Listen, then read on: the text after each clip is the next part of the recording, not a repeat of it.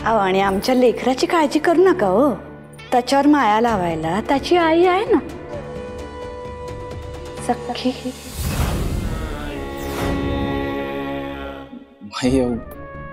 काय बोलताय तुम्ही?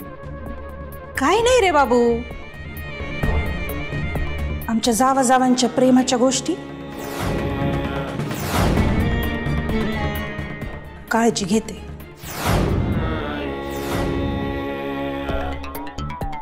घे, हे खाऊन घे, अजून लागलं तर सांग.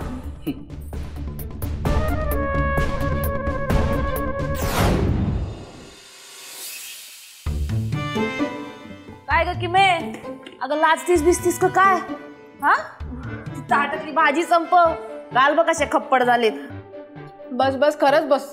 आपल्या घरात कोणी लाजतं का?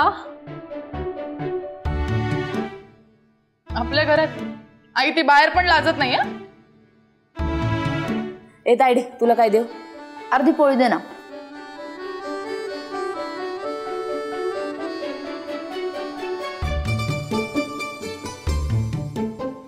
किमये, अगं मी काय म्हणत होते, म्हणजे आपल्या वैदूनं इथं असं छोटूशा गावात, एक छोटूशा बँकेत, असं छोटूशा पगारात काम केलेलं चांगलं का मुंबई गोव्याला जाऊन चांगलं शिक्षण घेतलेलं चांगलं? हा आई, मला सांग, तुला जर दररोज सकाळ संध्याकाळ फक्त बटाट्याची भाजी खायला घातली तर? ए, तुझं काय ग बटाट्यामध्येच? आई सांग ना. रोज सकाळ संध्याकाळ कोण खाईल बटाट्याची भाजी? खुळी आहेस का? कंटाळा नाही का येणार? नाही आवडणार ना. मग तू असं दररोज सकाळ संध्याकाळ ह्याच टॉपिकवर बोलणार असेल तर मला कसं आवडेल ग? आई, तुला काय वाटतं, मुंबईत एवढं सहजासहजी नोकरी मिळणार आहे का मला? आई, एवढं सोपं नसतं ग. अशी नोकरीची ऑपॉर्च्युनिटी इतक्या लवकर कोणालाही मिळत नाही. अगं, किती चांगली गोष्ट आहे ही.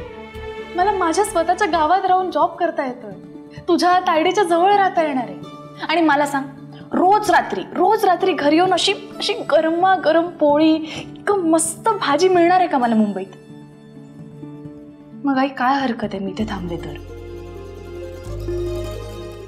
का तुला पाठवायचंय मला लांब? आई, मी इकडे जास्त खुश असेल. जाऊ दे, तो विषयच नको. तू तसंही माझं काही ऐकणार नाहीस.